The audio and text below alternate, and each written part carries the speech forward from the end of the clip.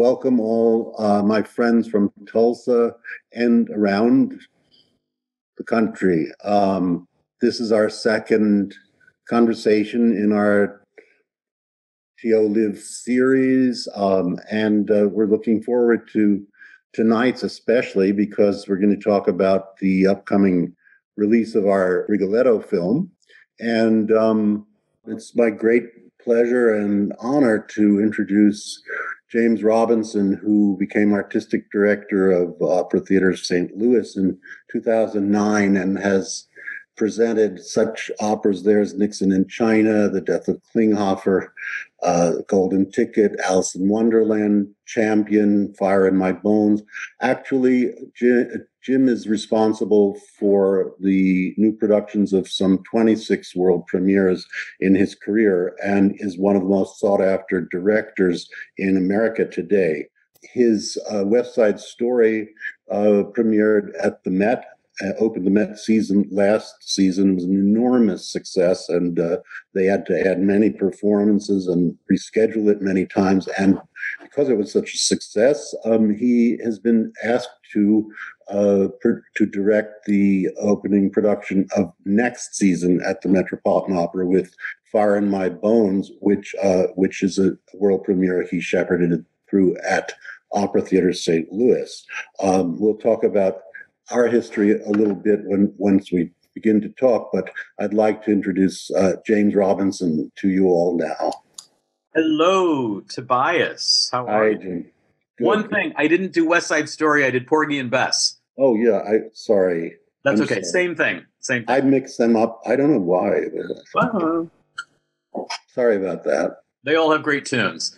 You grew up in Tulsa and, Claremore, and we went to UT, and you made your Tulsa Opera debut only last month with our baseball Rigoletto. And but before we get to that, I'm curious to know, what are your favorite memories of growing up in Tulsa, Oklahoma, and your earliest influences? Well, we moved to Claremore from the Chicago area when I was about 10 years old, I think. And my father had been transferred for work, and we didn't know what to expect when we moved to Oklahoma, although my father had family in the area. So I have to say, some of my fondest memories and some of the most influential occurrences happened through music. I was very active at Claremore High School in the choir, and we had an extraordinary choir teacher named Buddy Watson, who recently passed away 3 or 4 years ago. And he was such an extraordinary person. And because of that, I met one of the great Tulsa legends, even when I was still in high school, and that was Laven Soul. And Laven Soul, who of course was the late great director of choral studies at University of Tulsa, and also the chorus master at Tulsa Opera. When I went to Tulsa University of Tulsa, I initially was in the chorus there, and I studied voice with Laven as well, and but I wasn't really my aspirations were not to be a singer. They were to be a composer. And I was on a composition track. But so I actually have to say some of the greatest influences at that time in my life, when I was a teenager and in my early years in college, were because of Tulsa Opera and Laven Soul, various people I had encountered at University of Tulsa. And didn't you sing in our 1979 production of Pagliacci in the chorus? I think Jessica, we have a photo of that production, which maybe you can tell us which one you are. We couldn't figure out. Do you see yourself in there?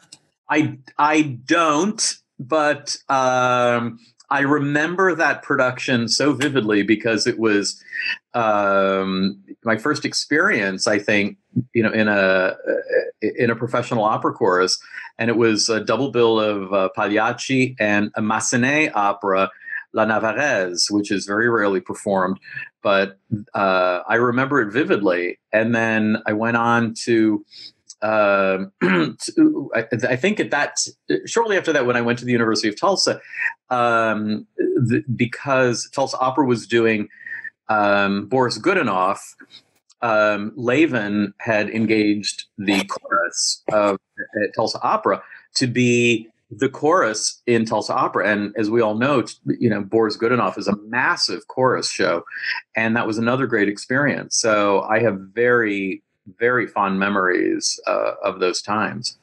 And it's timely because we're breaking ground for our new opera house, the Levin Soul Theater, named for Levin Soul, which next summer.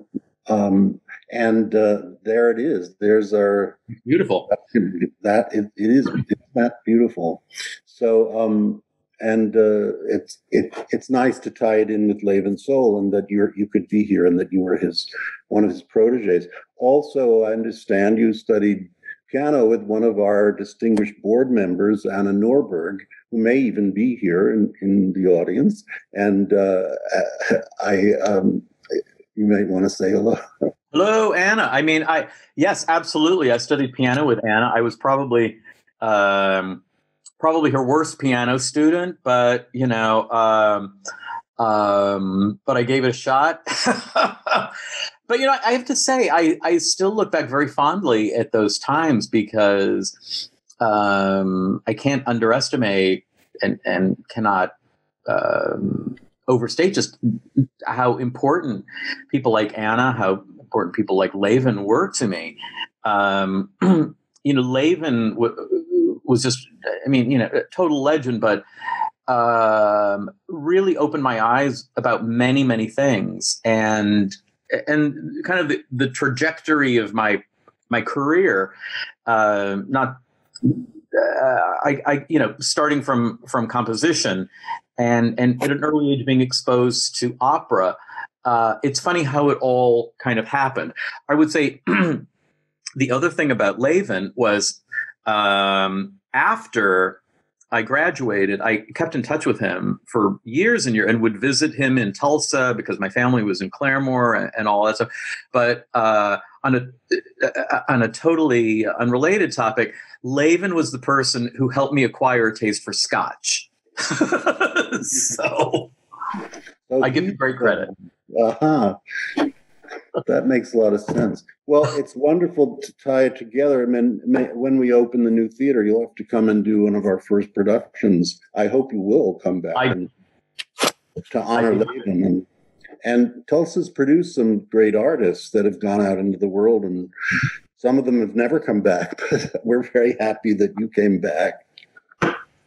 So our collaboration began back in around over 10 years ago, I think, when we did Dolores Claiborne.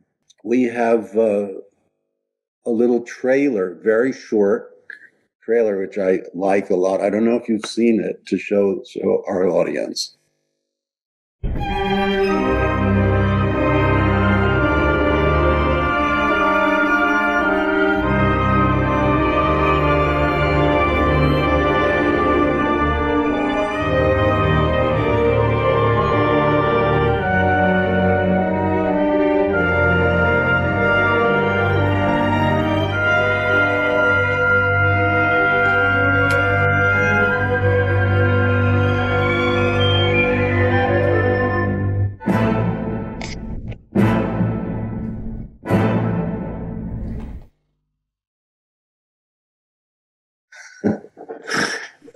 Yeah. I love trailers for operas that have no singing in them. I do too. It's fantastic.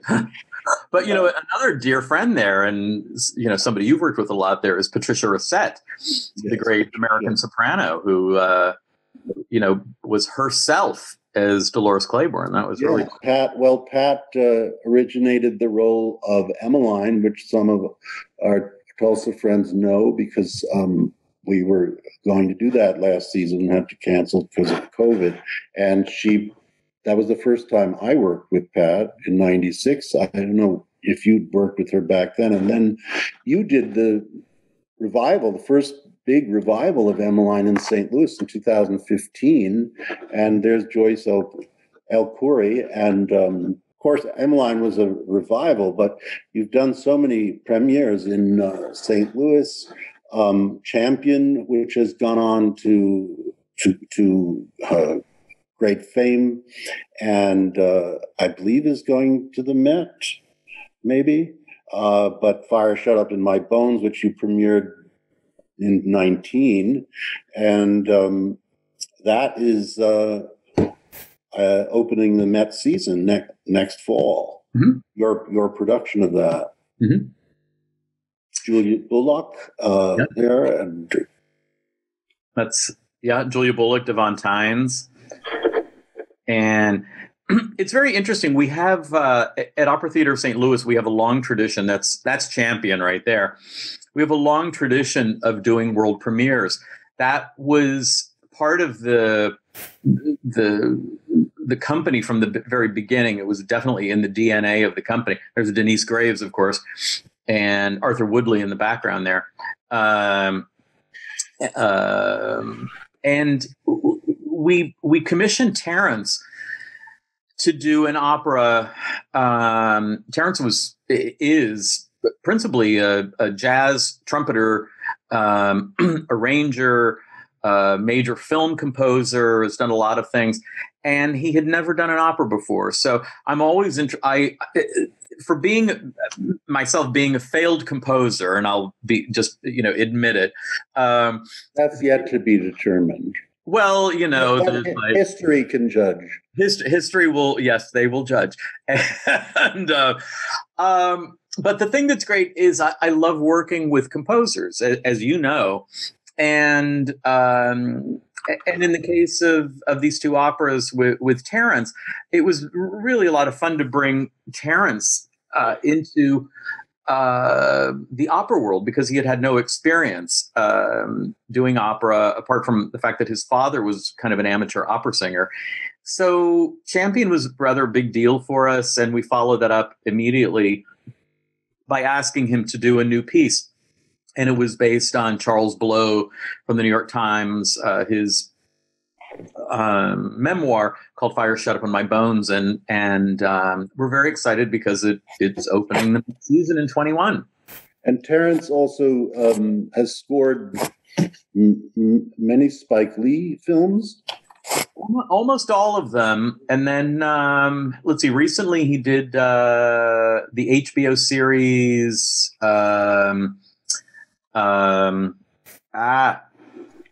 My brain. What is it? The Raymond Burr played him in Handmaid's Tale. No. Raymond Burr played him in Perry Mason. Perry Mason. That's it. And then he also did Casey Lemon's film Harriet. So it's very exciting. But yeah, I mean, we do a lot of world premieres in St. Louis. That's part of what we do. That's almost every year we do a new or newer work. We were, as you know, we were keen to do the first big revival of Emmeline, and that was very exciting for us because that was an enormous hit for the company. And because of that, we you're probably going to talk about this, but we asked you to write a new piece for us. Mm-hmm. And that was meant to happen this past season, but that got a little derailed. So now we're going to present it in 22. Yes, well, we're looking forward to that, and we're co-producing it with you in Tulsa, bringing it to Tulsa following season, and then Cincinnati Opera is bringing it their following season. So we hope it has a big life, and of course, it's ironic that it's an opera about a pandemic, the encephalitis lethargica pandemic of the 1920s, sleeping sickness, which killed millions actually, and was canceled because of a pandemic. Maybe it has this singular distinction of being the only pandemic opera to have been canceled because of a pandemic.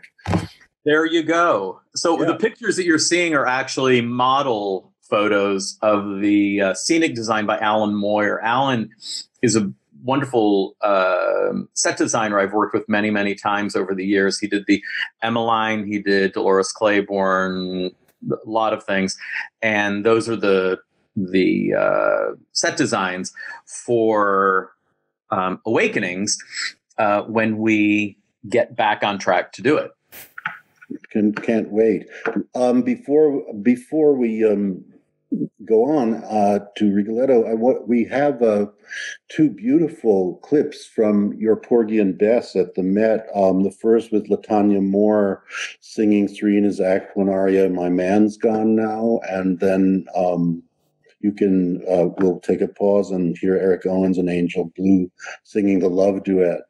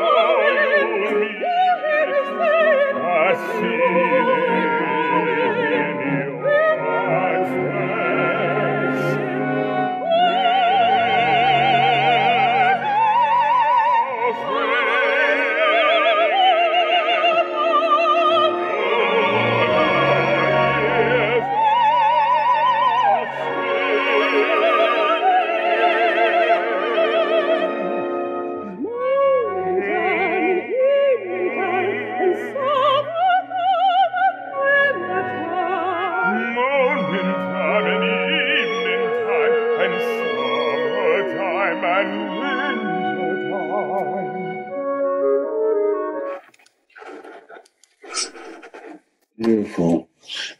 I remember Morton Gould, who was an old friend of mine, very old composer when we became friends, and he had been rehearsal pianist for Porgy and Bess, and very close friend of Gershwin's. And the phone rang one day, he said, and George said, "Morty, you've got to come over right away." And he came over, and George Gershwin sat down and played the love duet at the piano, and he said, "Morty, look, I'm writing counterpoint." Well, some good first counterpoint. That's not bad first counterpoint. I have to say, It was such an honor to do that piece because, I have seen Porgy and Bess a lot over the years, and never thought that I would be asked to do it. So when it came up, it was so unexpected, and I just had the best time. It was a really great experience. So, and it's going to be done again at the Met. It's scheduled again for future seasons, isn't it? It is. So in the fall of 21, the opening night is Fire Shut Up in My Bones by Terence Blanchard. And then I think a month later, the revival of Porgy and Bess happens. So that's kind of great, I guess you'll be in New York quite a bit. I will, definitely. Yeah. Wonderful. So would love to talk about the baseball Rigoletto that we did, and curious to know what your initial thoughts were when I asked you if you could make a baseball Rigoletto on the Drillers baseball field in Tulsa for us. Yes, and as you know, when you first proposed the idea of Rigoletto, it was we were thinking along some very different lines, and then film, actually, and then a home. It's going to be a home video, and playing a live Rigoletto. Yes, and then it, because during this COVID period, it was so difficult to understand how to actually do things. And I think, a lot of people went to video immediately to say, okay, that's the way we're going to do it. But, for a variety of reasons, it didn't seem feasible. So when you said, hey, we've got access to the Drillers field, what about it? And is there any way we could make something like that happen? So, I said, well, let me have a few days to think about it, because it's, sort of hard to think, to come up with something. But then knowing that we would have to do something in a vast space was itself a challenge. But, I've worked in big spaces over the years. I've done a lot of semi-stage things in odd venues, and Hollywood Bowl, London Symphony. I mean, lots of places. And this was a first. I'll say this was a first. But when we really got into the nitty-gritty of it, I thought, well, okay, you could easily make a case for Rigoletto and the Duke, particularly being a famous sports figure, famous baseball player, and this sort of clubby, very masculine environment. Rigoletto as the baseball team's mascot, and yes, and Rigoletto is a baseball team's mascot, and it all it made sense. I mean, let's be real. The opera is full of adaptations of classics. The famous Jonathan Miller production of Rigoletto being done in a mafia setting in the 50s, or there's even a Planet of the Apes version of Rigoletto. But it made sense to do it, and I had to say. The thing that really convinced me was your conviction and that of the companies to say, no, we're not going to do a video thing. We're not going to do a virtual Rigoletto. We're going to do it live. We're going to do it, follow all the guidelines, all the protocols that we understood, and we're going to do it in this venue, and we're going to do it safely. And I think that it was actually a really inspiring, wonderful experience. And it's the first time I had heard live singing in months. And I think a lot of the cast members were a bit emotional about the whole thing because they had not been doing anything for a while. Yes. And that was the first day we heard people singing. Many people were weeping. Oh yeah. I mean, it's really quite an extraordinary thing. And, I think during these times it's important to understand that there's no substitute for, these live performances when everybody gets together, no matter how we have to do it. But it was a really exciting thing. And I have to say, it's a project that really resonated throughout the United States that, as you know, Tobias, I mean, I received calls and emails from colleagues of mine saying, "Did you just do that Rigoletto?" And I said, "Yeah."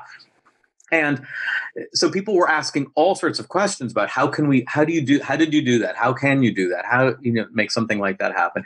So it was Tulsa Opera's Rigoletto on the baseball field, I have to say, was a real beacon of light in an otherwise sort of, gloomy environment.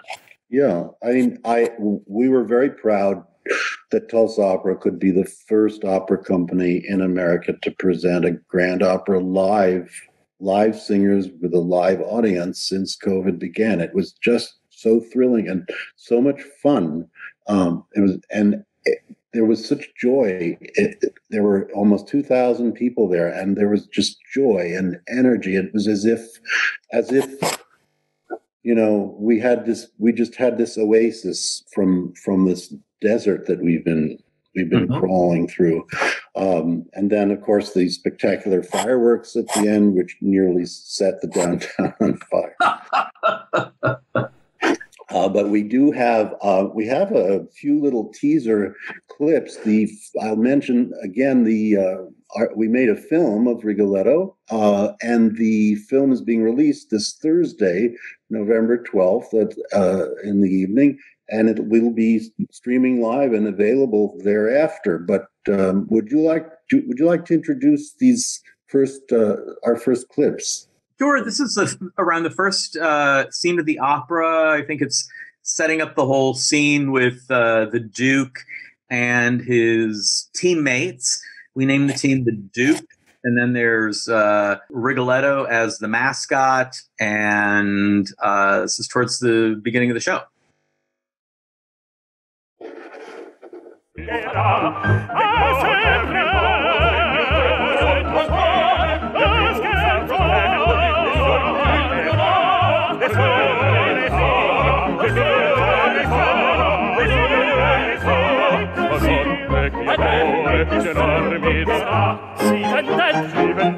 Si vendetta, tutto gioia, si vendetta, tutto in festa, tutto gioia, tutto in festa, tutto dice ciò godere. Oh guardate non far questa, oh la reggia del piacere. Oh guardate non far questa, oh guardate non far questa, oh la reggia del piacere. Oh guardate non far questa, oh la reggia del piacere.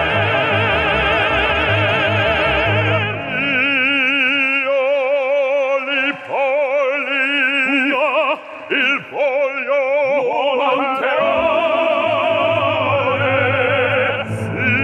Monteron, la voce mia qual tu. Beautiful. And what you just saw is what everyone who was there saw on the Jumbotron with subtitles. So even though it wasn't that far away, actually. The infield, the Diamond, is no bigger than the stage of the Met, actually, and we played most of the opera in the infield. So, but hearing these singers sing for the first time and that they got to sing in months was really exhilarating, and that's a beautiful clip. I think this is the scene where Rigoletto meets the assassin Sparfucile, and this is the wonderful Morris Robinson. And Morris Robinson.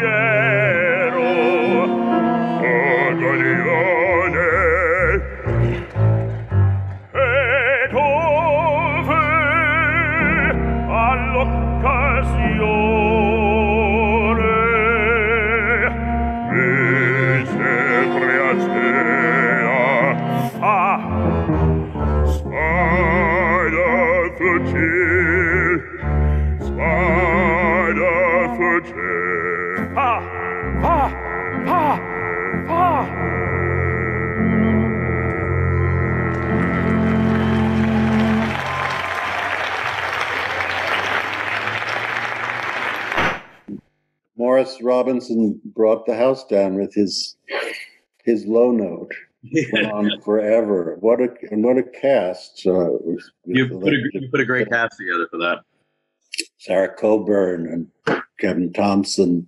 I want to thank Aaron Beck, our artistic administrator, for being so creative with subtitles and bringing humor into Rigoletto and making it more contemporary. And mentioning someone coming from Oklahoma City instead of an Italian town. What is our next clip here? Rigoletto and Gilda. I think this is after Rigoletto has gone back. His daughter Gilda was abducted. I think this is the scene after he reclaims her after she's been abducted by the Duke and his men. I see vendetta tremenda vendetta di questa rime solo desio di punirte già l'ora s'affretta che fatale per te tornerà come fulmin scagliato da Dio come fulmin scagliato da Dio e colpire il buffone saprà.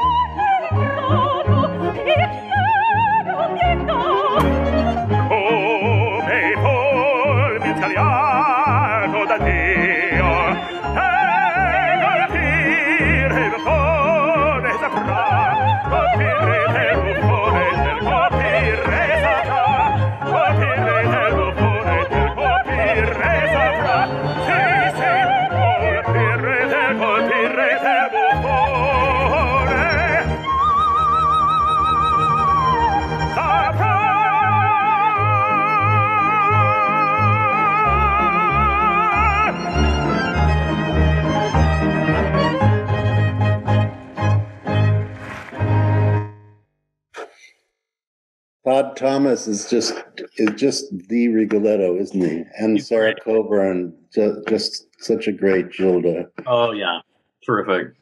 I also wanted to mention Josh Weaker, who is our Duke of Mantra, and Stephen White, our wonderful conductor for this small orchestra we put together. What were your what do you think was the most memorable thing? One thing about this particular production, Jim, that you took away from it? Well, again, I think this idea that everybody was coming together to work very hard to make an event happen. during a period where there were no events happening unless you were streaming these things. And, we were all, trying to find our way, of course, but, for months we were all looking at a lot of very similar content. I don't mean this to sound terrible, but it's like we were all getting a little tired of the sad soprano in her living room being streamed, and this was great because it was like everybody coming together and understanding what the safety protocols are, knowing what the technical limitations, were, and all of that. And the fact that everybody was totally on board with it, that was really exciting. And I think the other thing is it was like the most perfect week in Tulsa. It was a beautiful fall week. And we were all out on the baseball field. It was gorgeous weather. And people showed up and they had a great time. And there was a lot of enthusiasm for what was going on, a lot of respect for what the event was. I mean, everybody, understood the whole distancing protocols and wearing masks and knowing what the singers were doing out there. And, from Frank with the video to the sound that was done. I mean, everybody really came together. And I thought that was really, really inspiring. Yeah. And we had about probably 800 people who were baseball fans who'd never attended an opera before, who were really thrilled with your production. And I think that's a real testament to the success of what you did. I also wanted to thank our director of production,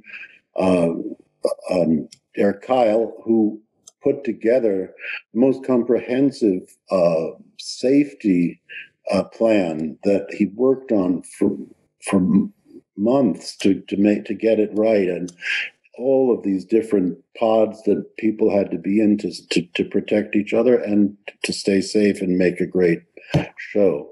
We have one final video before we go to questions and answers. It's the ensemble at the end, right? Yeah, I think this is the tavern, the final act of Rigoletto, where Sparafucile and Maddalena are, and it's one of the great operatic scenes, actually.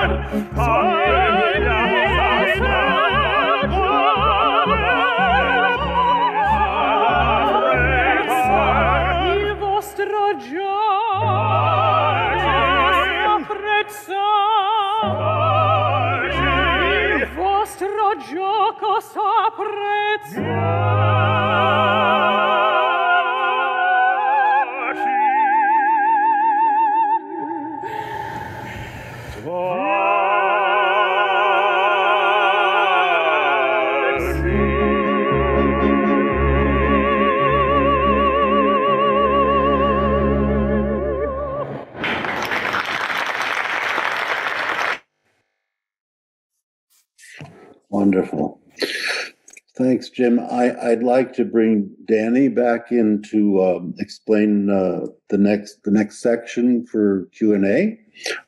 Danny, Kyle. Hi, thanks, Tobias. Oh, that was such an exciting conversation. Now we get to hear from our guests. So with that, who has a question for James and Tobias? Julian, great. Hi. Hey. So with vaccine trials going this well, it seems like, we actually might be free from this virus, in the coming year or so. But is there anything you learned about audiences' production from doing the socially distanced opera that you think you can carry on with you going forward? Yes, definitely. I've got a couple of things coming up that are these sort of outdoor distanced things. And it's been very interesting because I learned a great deal in Tulsa about how to approach things, what's possible, how we can enhance different things. So that was incredibly valuable because I think we're going to be in this for a while. And, I'm forever optimistic about things, but we have a long way to go. And I think that we've, made progress, but we've definitely had some setbacks. The one thing that I have learned is that we have to be very vigilant about one thing, and that is we all miss that getting together to do things and experiencing live theater, live opera, live events in general. And I think that it's really important to understand that what opera is cannot exist long term on a streamed computer screen. And that is really critical. So we have to, keep up the good fight and keep moving forward. But I think that we have to determine what it is we're hoping to achieve in these next months, which are going to be very, very difficult, and what we hope to achieve, when we get the all clear. I would say that we're looking forward to doing another opera on the baseball field, and really can't wait to do. And we may, even after there's a vaccine and everything goes back to normal, we may very well continue to find new ways to use the baseball diamond for opera. It's a great way of bringing people together to experience something like that. And, having done things like the Hollywood Bowl and bigger venues, there's something really exciting about that. So, not speaking for Tobias, but maybe it will become something that you look forward to all the time. Great. And we have a question from Jessica. Yes, I was just wondering, for Rigoletto, what were some of your biggest challenges with that production, making that shift? Well, putting on any opera is a challenge. I mean,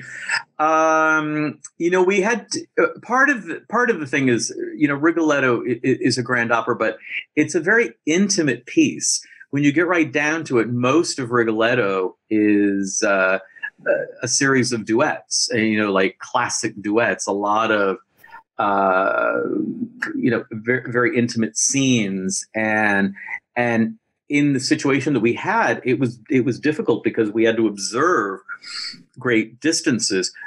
Fortunately, Frank helped us out, and technology helped us out with the Jumbotron and all of that to give us the illusion of that. So that was a big challenge. And it's the good thing about Rigoletto. I mean, Rigoletto's a masterpiece. One of the great benefits is that it's, for a Verdi opera, it's not a terribly long opera. So we made a few cuts there, but nothing really major, and it's a mercifully short opera that we didn't have to cut to ribbons. Great. And we have a question from chat from Martin Wing. He would like me to ask you, Jim, how and why you were selected to direct Porgy and Bess. Wow. I think it's a long story, but the Met had been planning a production of Porgy and Bess for a long time. And it's rather a long saga. Initially, there was going to be a film made by Steven Spielberg about the life of George Gershwin, and they were going to incorporate that in, and and how to create a production of Porgy and Bess that could then be captured to incorporate into the film. And then, as is often the case when you're doing any type of thing, they would look at who's available to direct the piece. Sometimes, your first choice for a director is not interested or available. So I think that even though it had been scheduled for a while, the stars were not aligning about how to make this happen. And I guess about 3 years before it opened, because things get planned so far in advance, Peter Gelb, the general manager of the Met, called and said, we've had this thing planned. We're trying to make this happen. Could you do it? And he said, the only trick is that it's a co-production with the English National Opera and the Dutch National Opera. And you have to be available for all those periods. And you have 2 out-of-town openings, and then it opens at the Met. And it just so happened that it worked out in my schedule to take something like that on. And, it was the last thing that I ever thought I would be asked to direct, particularly at the Met. So, but it was a totally joyful, wonderful experience. And I think it was really, really extraordinary. I felt very, very lucky to have been able to do it. That's great. We have a question from Isaiah. Hi. So in addition to some of the changes that you're experiencing in the moment when trying to launch productions and how that affects the production process, I was curious if you thought that going forward, as you said, we'll probably be in this for a while, if there will be shifts in terms of the repertoire. We keep using the word grand opera, which can present grand problems. So do you think there'll be a shift towards some of those works that are maybe not necessarily chamber in their conception, but things like Così that can be pared down to smaller casts more readily? And I'd also extend this question to you, Mr. Picker, as a composer with commissions on the forefront. Are you starting to keep in mind what possible restrictions there may be going forward?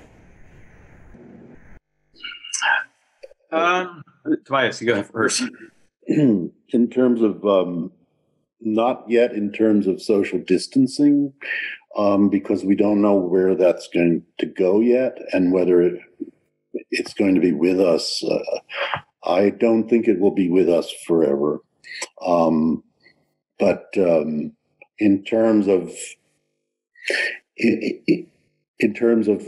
new work going forward, the scale of work, I'm moving away from enormous productions and moving more interested in things that can be done in smaller European size theaters, like our New Leuven Soul Theater, for instance, and things that don't require 180 people to put on.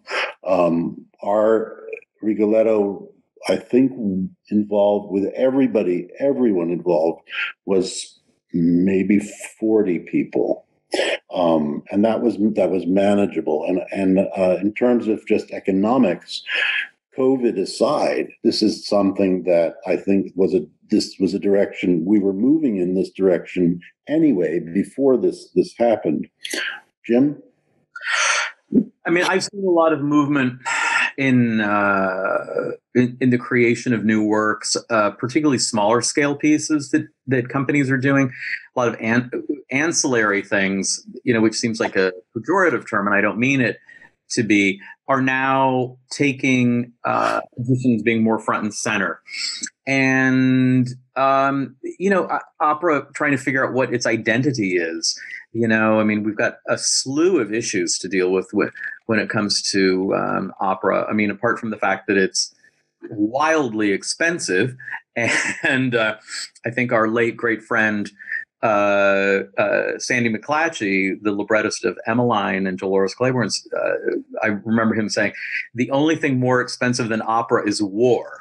So that it's a very expensive proposition. But also, I think that there's once we get out of this, or actually even now, there is a great flurry of activity, people writing a lot of pieces. And, in the era of Black Lives Matter, in the era of recognizing women composers, creating pieces that reflect who we are as a society. I think there's a lot of stuff that's being created and a lot of stuff that's being planned. And I think that's very exciting. There was a time when I feel that the American opera scene was living in the shadow of Europe, the European tradition, because it is a European art form, right? But now I think there's been so much creativity, so many things going on, that I do think now we can proudly say, look, this is what American opera is. And we're not necessarily having to model everything on old European forms. And if it does mean creating smaller pieces or pieces that are using composers who may not live full time in the classical music world, whatever that means, so be it. And I think that's just going to mean much more vitality, much more, inclusion, diversity, experimentation, excitement. And I think that's really, really good. What I don't want to see is, and it's already been done, I don't want to see, okay, now we're going to do a La Boheme, where, Mimi's dying of COVID, or, Traviata. I feel like, do we have to do that? So let's just focus on getting out of this mess and moving forward. I think that's really, but again, I think that it's going to take a long time, even with a vaccine and effective therapeutics and just everybody feeling comfortable going back. And I hope it's sooner than later. But maybe there is going to be a post-COVID dynamism that leads to, great creativity and invention. That's what I think. I think so. I do. Danny, did you have another? Oh, yes. We have one last question tonight, and this one comes from a young singer in our Tulsa Youth Opera. She says, I understand some European opera houses are open. How are they managing audiences and spacing and so on? Is there anything creative occurring over there as they accommodate their patrons?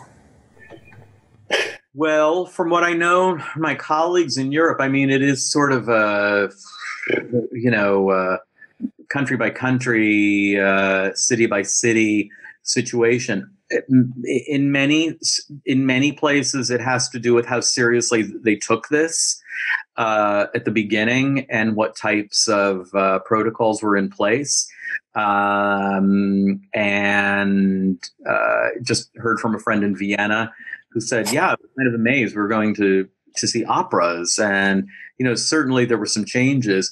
But, certain countries took it more seriously than we do, or we did. We do. Hopefully that changes. And then, a lot of different types of venues. So, yeah, there's going to be stuff done, all over the place. But I think that just from what I know from colleagues, it really varies from place to place.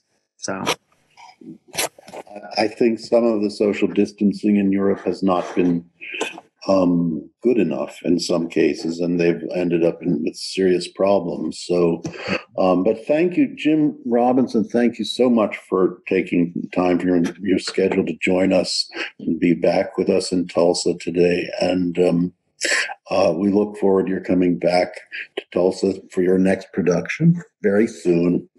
Hope you will come back. Maybe a football stadium.